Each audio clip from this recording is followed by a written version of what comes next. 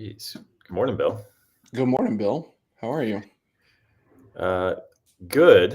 I don't know if I have the same energy you do this morning. Well, not everybody can be a big deal all the time. Excuse my voice. Good Lord. Not all the time, that's for sure. Not all the time. How are you, sir? I missed you this week. Yeah, same. I was over there, like, kind of like feeling like I was a girlfriend wanting to text, but like, what are you doing tonight? Like, what's going on? Like, what's going on in San Francisco? Oh, man. My cup is completely full. Yeah. Holy crap. Um, yeah, amazing thing. Good morning, Mike Tao.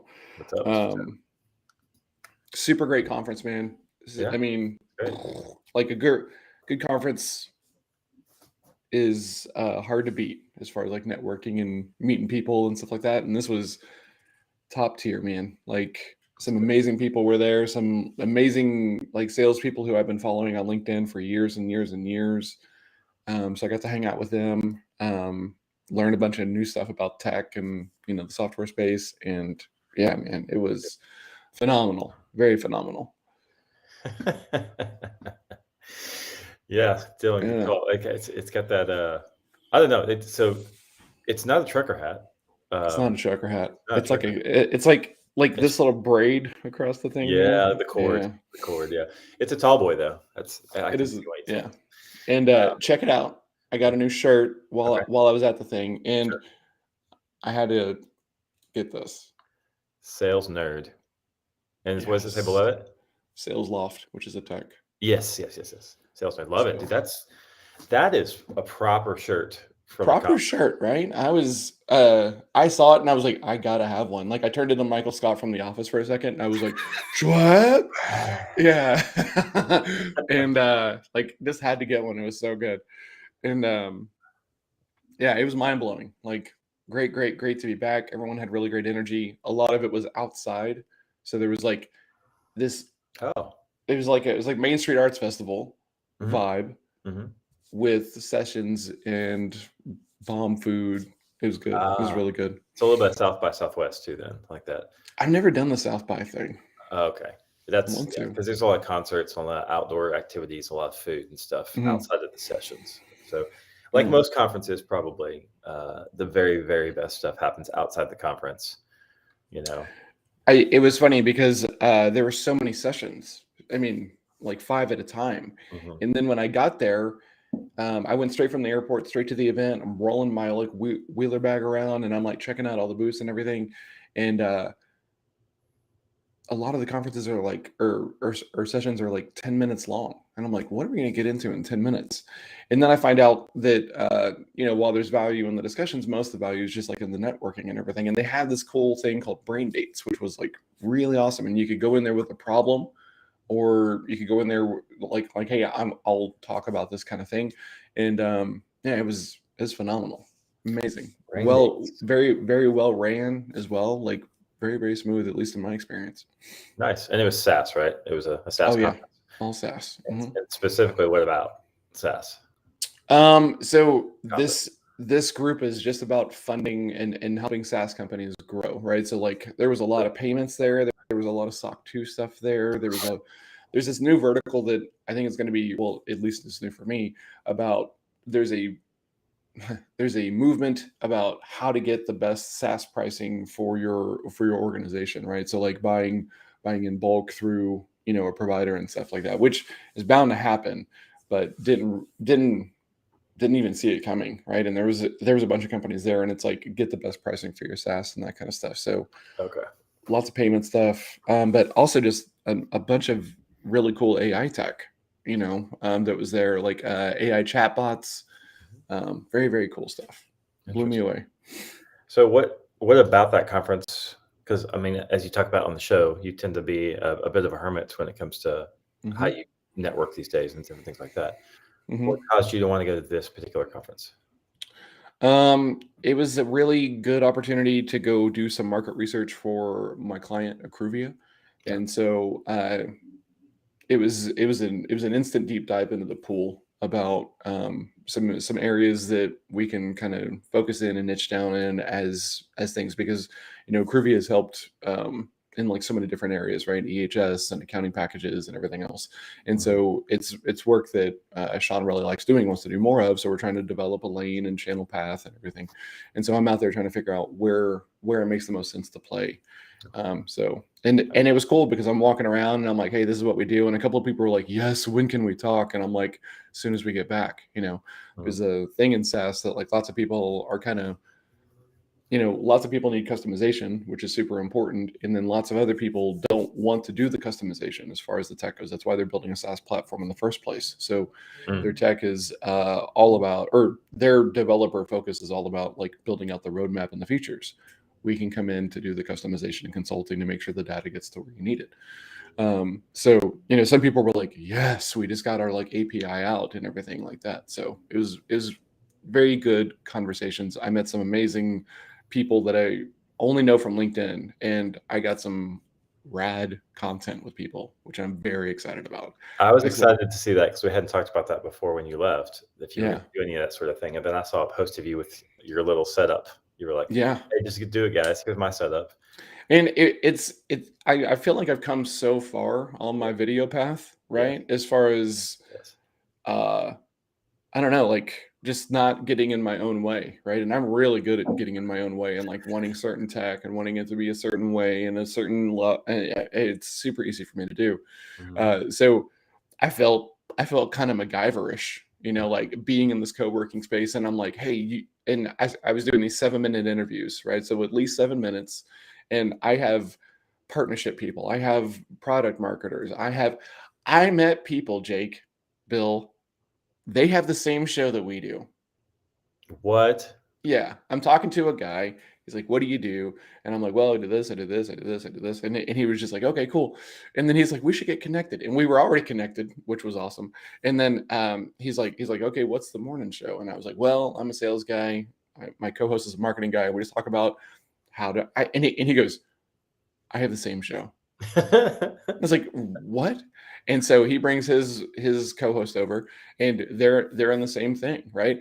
And his story is such a interesting story, right? He was like, I don't understand why certain salespeople could have a life outside of work and other ones couldn't. Well, turns out that answer is marketing. Which I was like, oh, that like such a great line. And so I interviewed both of them, and they're going to come on here eventually. We're going to get that scheduled, and they want us to come on their show, which will be rad as well. Awesome. And so I started doing these 7-minute interviews and going around, and it was cool because I was like, come interview with me, and so I got some really cool salespeople, marketers, and things like that. It was great. That's awesome. That's very cool. And then, Dylan, of course, bringing the comedy, the sass, lots of sass walking around on the catwalk. There was a lot of that actually, Dylan. One of the guys or one of the groups called Lavender, which is a cold email tool. I got to hang out with those guys, and they had a party at one of the events and everything, and the DJ was actually playing Vogue at some point over the night, which was pretty rad. Of course. Yeah, so lovely. That did happen. Yes, that was the after party, Dylan. Oh yeah, there was a lot of that. I got to hang out with my buddy John Robinson, who actually works at LinkedIn, right? Okay. So, and he lives in San Francisco, and I haven't seen this guy in probably 3 or 4 years, right? And it was really good to see him. I was just he goes, talk to me about this thing you're doing on my platform. And I was like, oh, well, since it's your platform, let me tell you all the concerns I have with it. And he goes, I have no decision-making capacity. And I'm like, I'm aware, so, here, right. But it was cool, man. It was great. I'm obviously still jacked about it. Like I didn't get home until 12:30 last night, and then needed to like unpack and unwind. I still have tired voice, obviously. Yeah. Well, congratulations on Thank you out and back. To John the Hermit. That's right. I get to go to one next month, middle of October. So there's another one in San Francisco next week. It's called Dreamforce, and apparently it's 5 times the size of the one that I was at this week. Yeah, man. Good Lord. There are so many conferences this time of year. September, Yeah. October is like, it's like wedding season for conferences. Events are live and well, man. It was awesome. Yeah, for sure. How was your week, though? Mine was good. Mine was not nearly as exciting. I mean, It's I down. think the whole show here, Jake, is about how not all weeks are exciting. Yes, So You just had one. yeah, I just got just lucky. happened to. Let's see. I mean, like the main thing for me this week is I got to get like neck deep with clients, like officially. I think we talked about last week. Nice. I was starting to tiptoe in, but this week I was actually in and had some really, really good opportunities to really coach some people, not just tell them, hey, this is good, you should try this. But we're actually, up against some things where I had to talk them down off the cliff or, do some stuff like that, which honestly, as a coach, is probably you want to do that every single day, all the time. But it's some of my favorite type of coaching. Nice. You're taking somebody who is either upset or afraid or extremely frustrated and kind of walking them back a little bit and see what the real situation is. And it's not as big a deal as you think it is most of the time. Just got to take some new steps. So, I got to do that on a couple spots this week. Nice. How's it going with the transitioning of the clients? Yeah, well, unpredictable. To be expected. Yes, exactly. Okay. As Vince Lombardi says, you make the plan, and then you tear up the plan, and you get on the field and you play. Exactly. So we had two that went better than expected. Because I had already showed my face before and had built just a little bit of rapport, and they were like, "Oh yeah." I had two that basically looked at me like a puppy dog sideways, like they had done something wrong, like and like no talking, not even like so how we feeling, just put in the max headroom all of a sudden, like we're not even speaking, like but and then the others were like, fine, they're fine, we'll just see how it goes, right? It's like, okay, cool, let's go. Nice. Okay. So is it better or worse than you were expecting? The transition or the work? Yes. Yes. The transition was longer than expected. That's fair. Okay. Other things going on in the company that delayed it. So that was longer, but it wasn't bad. Just longer. Okay. The work, jury's still out because it's also changing. Yeah. Right. So, and I'm not going to go into all this, but basically, not only did I got a position, 3 weeks in switched positions due to some internal stuff. Okay. Then we changed our squad structure to be able to be more efficient and do better work for the clients. And then we lost one of our major pieces inside my squad, like our content trainer, who went on to another job.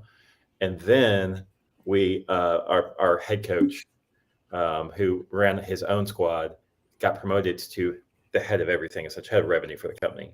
Oh. And so we just had all this stuff happen in the last 8 weeks, like every other week. It's like something changed.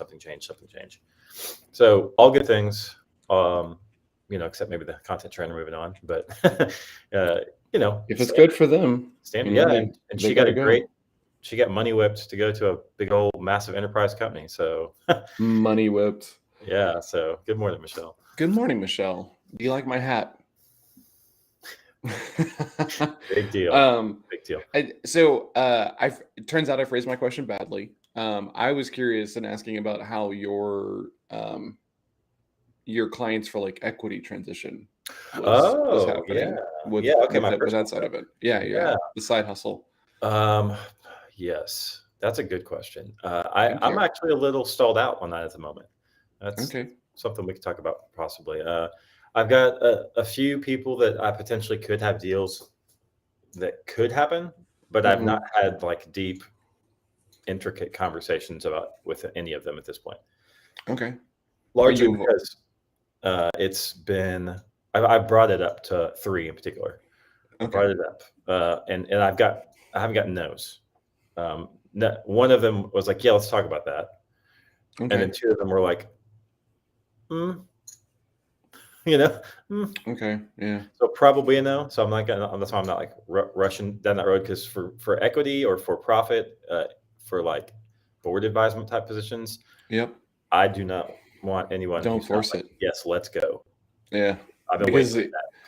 if they're like, yeah, man, if you earn it, like there's already a potential mismatch in expectations, right? So yeah, I kind of operate under this current assumption that if someone is eager to give me equity, it's probably not worth a whole lot. But if they're not excited to give me equity, because they know the value of it, Yes. like those are the groups that you want equity from, who are not giving it out willy-nilly, or because the boat's on fire and Correct. it's going down anyway.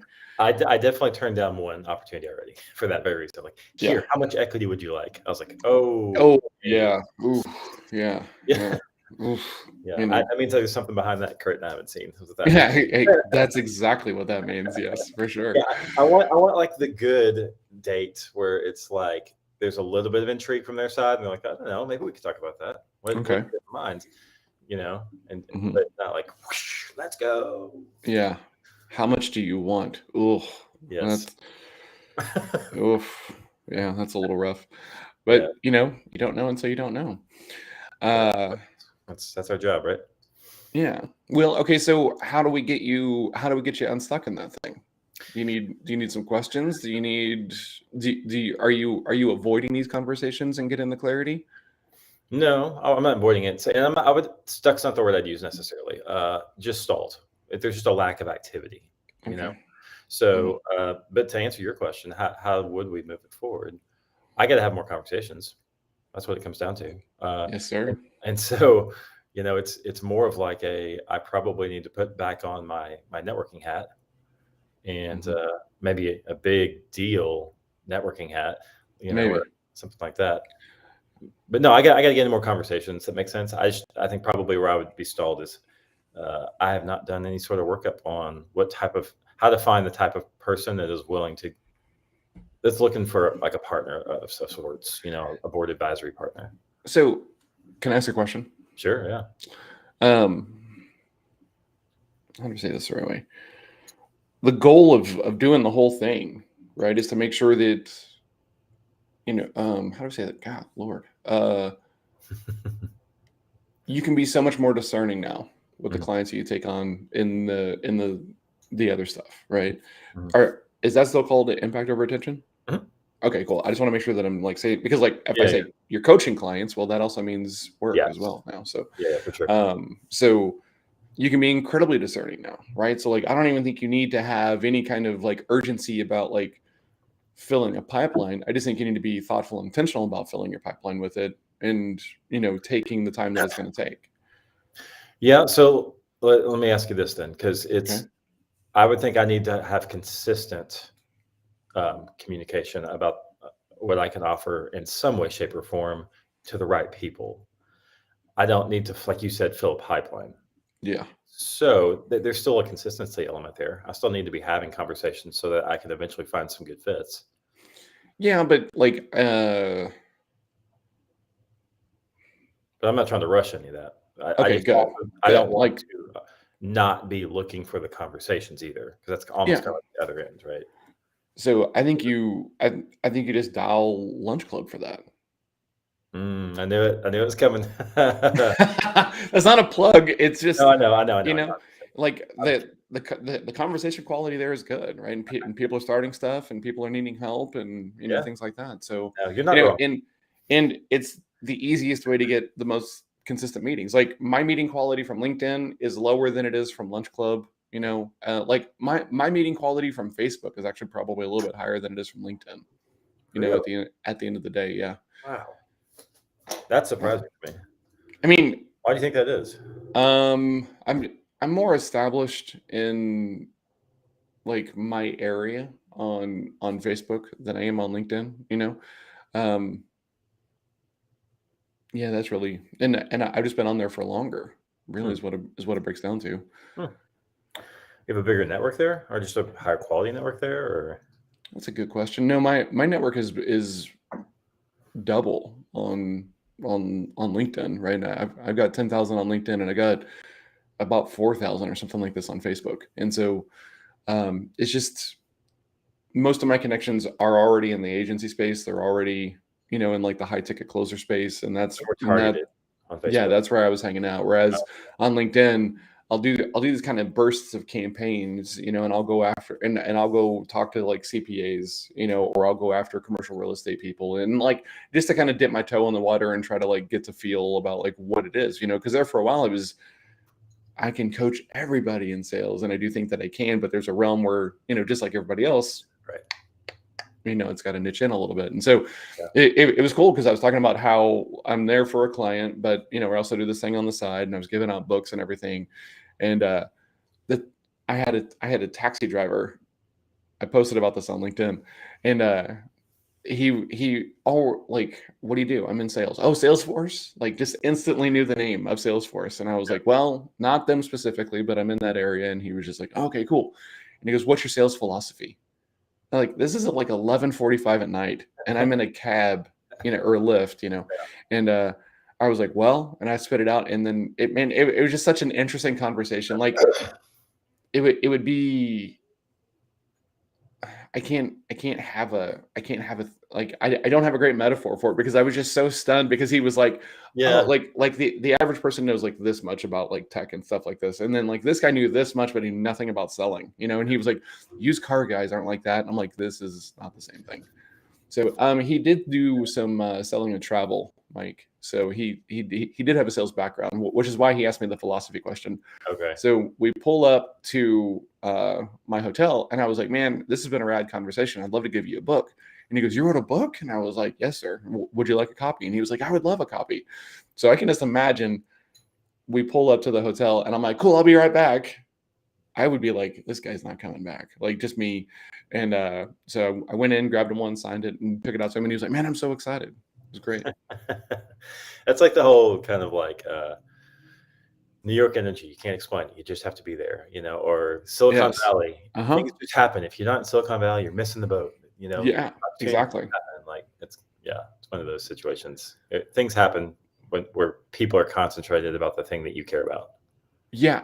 And that energy, like, was it was so cool, because like people were there to like talk to investors. People were there to like catch up with their advisors. It was, everyone was like focused and working. And then there was also really great partying and energy. I got to hang out with Will Aiken in person, which was incredible and rad. Yeah, the content that I got collected is good. I think I got 16 interviews with sales leaders, marketers, salespeople, and stuff like that. So you got a treasure trove.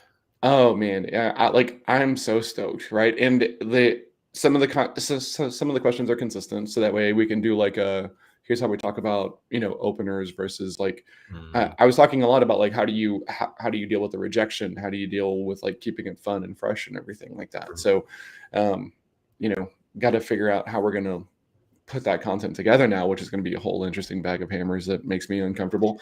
But we'll be going from there. Wow, that's cool. That's very cool. There are journalists that got less content than you did going out there. Yeah. That's impressive. Seriously.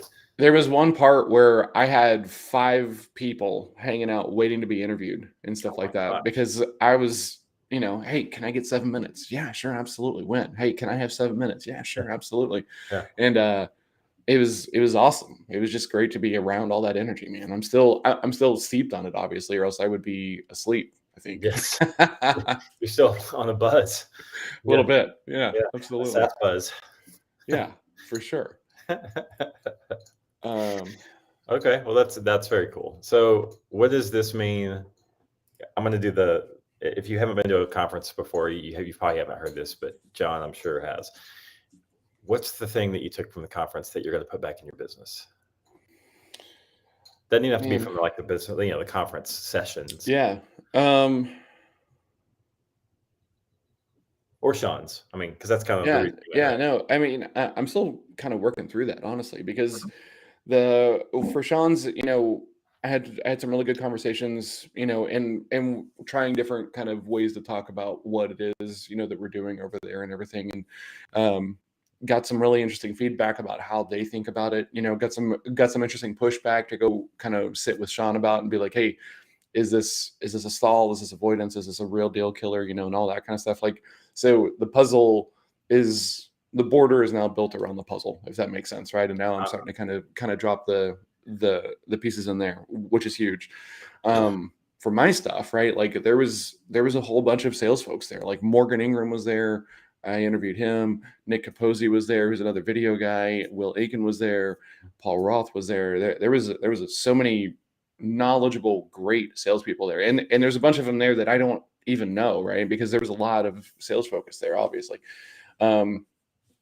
So yeah, I think the thing that I'm gonna take away is like travel is back on the docket, right? For at least for like events and everything, because for the right event. Yeah, absolutely.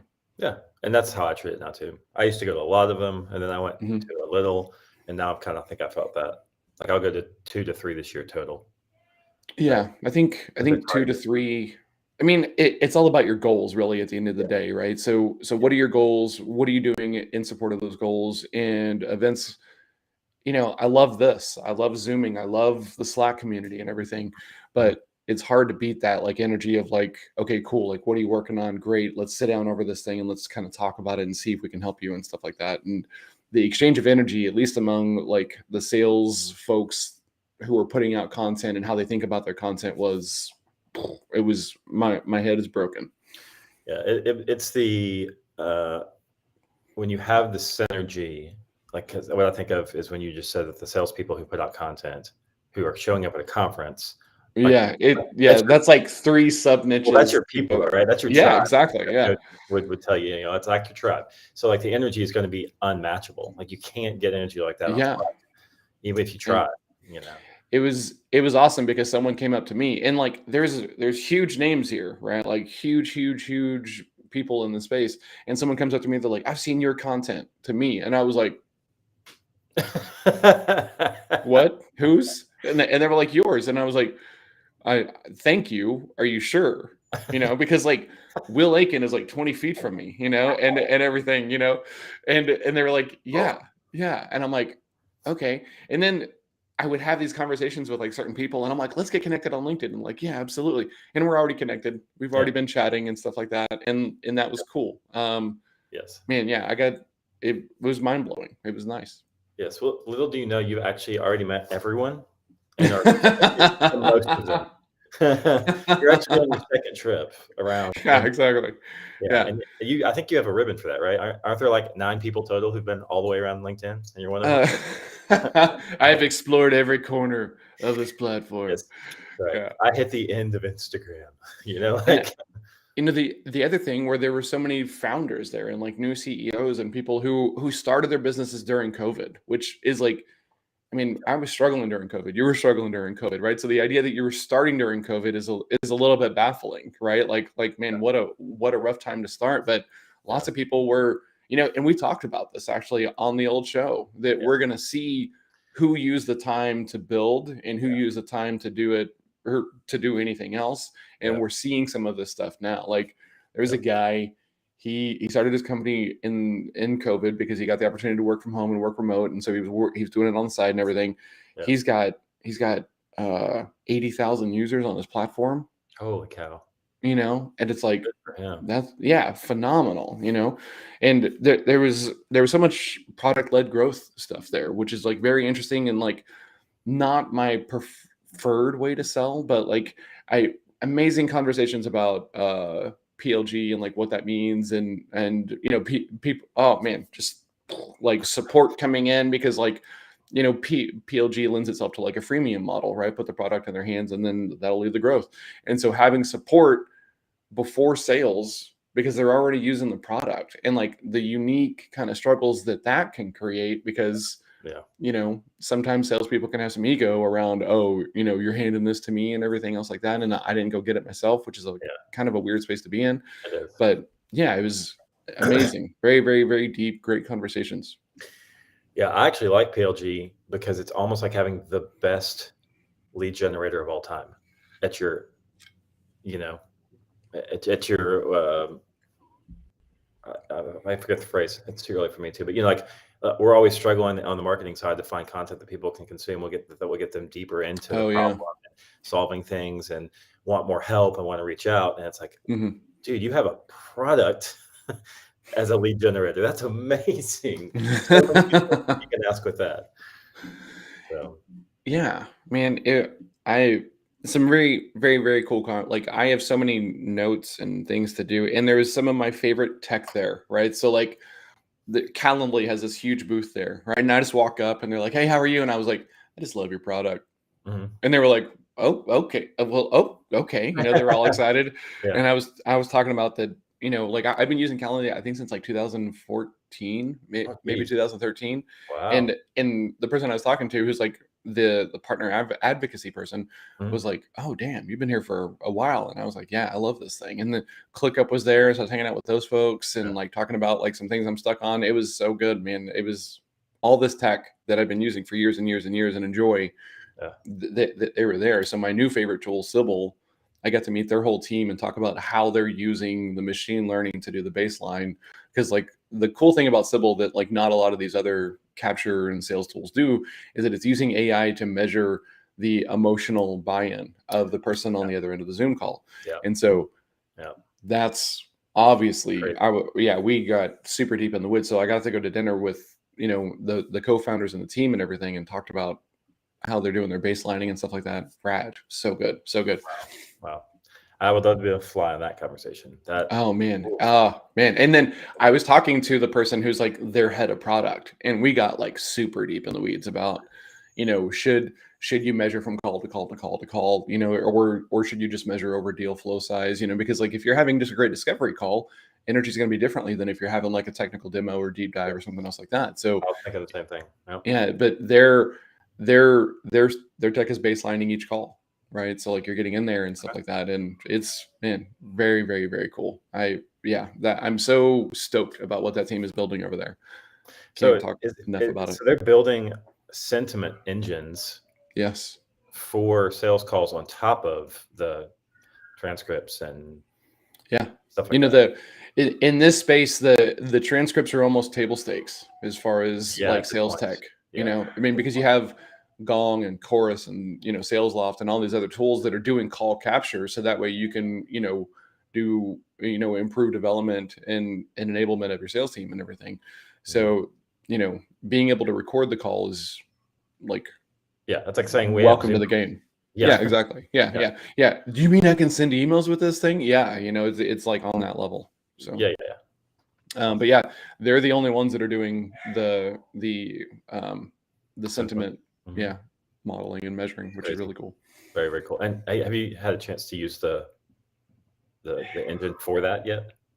Oh, Sybil is on every single one of my calls, right? So Okay. on Zoom, it'll show up as like a third person, right? So people have Okay, seen okay. like the Fireflies note takers and stuff like that. Yes, yes. So the Zoom Roomba, well, RIP Zoom Roomba, John's note taker is Sybil, right? So Okay, that's the AI engine, and so okay. it's in there. It's measuring me, it's measuring them. Are we bought in and focused? So, just like a quick summary for those who've never Hmm. used something like that. Yeah. How do you take the sentiment notes that you get, Hmm. and like what do you do with them? Number one, Yeah. and the follow up on that would be: do you do that on call, or do you wait till after call to Good questions. measure? So in Sybil is more for people like I'm just a nerd who enjoys it, right? But it's made for like enterprise reps, right? And so they were talking about how in some organizations there's a second person on the call just to be a spotter, right? Because like if you're selling to 8 people and you're going over a demo, Yeah, you're not taking time to measure, okay, is the CMO nodding? Is the CEO nodding? Is this yeah, person nodding? Is this person nodding? Right? Because you're doing your thing. So a lot of organizations are putting 2 sellers into one call, right? Which is great and helpful and everything, but Sybil can do the same thing there. Now, Okay. it's capturing everything in real time, but you get the feedback afterwards, right? Okay. So, you just like we always talk about, you have to go back and watch your tape, Mm-hmm. right? You have to do the uncomfortable things of, challenging yourself of like, okay, like what happened? Where are we at? But as opposed to having two potentially high level sellers or, someone from sales and then, success or support on the call, Yeah. you can now use the AI. And then it's probably also better for marketing doing it that way, as opposed to having that second setter, because, product feedback, like the features and benefits that are having like traction and getting people very excited, you'll Yeah. be able to kind of just clip that stuff and send it over to whoever needs it. Yeah. So the data will be more accurate than the spotter can give you, and it'll Exactly. spot more things than the spotter can give you. Yeah, and just from like a labor load percentage, right? Having two salespeople on one call, Yeah. right? Your sales team shrinks in half. Right. Assuming Or that you get to make twice as many calls. exactly. Yeah. So I'm very, very, very excited because they're going to have some very cool things. I don't know if I'm allowed to talk about it yet, but there's some cool things coming. I'm going to shut up about it so that way I don't get myself in trouble. Yeah, for sure. Yeah, and we can hear Tina in the background just How's barely. She how's was Tina doing? yeah, like Mel's taking Alice to school, and Tina was very excited to see me last night, and still wants me around, obviously. So cool. Well, man, there's so much more to unpack. yeah, It will come, I'm sure, as you think about it, absolutely, as you and get I'm further from it. So yeah, yeah, man, it was really, really, really great. I'm really glad and thankful, honestly, that like this was the first one that I went to, right? Because like could have been bad, and then I could come home and then I'd be like, what's not worth time? Events, events. which wouldn't be helpful at all. Right. So yeah, it was good, kind of challenged me because, I'm just used to not being in that kind of press of flesh, and stuff like that anymore. So like kind of had to get my like feet under me a little bit, and some of the places were like packed, like to the point where like, okay, like this is probably not something we should be doing right now. Right. But yeah, overall it was awesome. Very, very cool conversations. Yeah. Yeah. Is it also kind of like a good sales call where it just kind of boosts your confidence in a way that Oh man. it's not Like available? it was, how do I say this? Sales is like religion, Mhm. right? And how you do it is tied to how you were taught, and it's tied to your personality.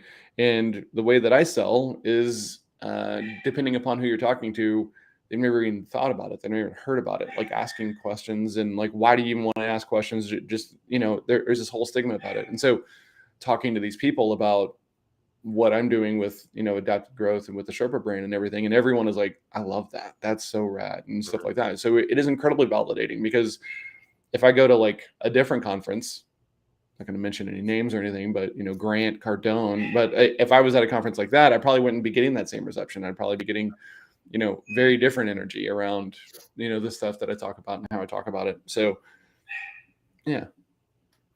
Yes, for sure. Yes. And I can tell you, we could probably talk about this offline more too, but Yeah. is your former sales religion has come up a few times now in my world.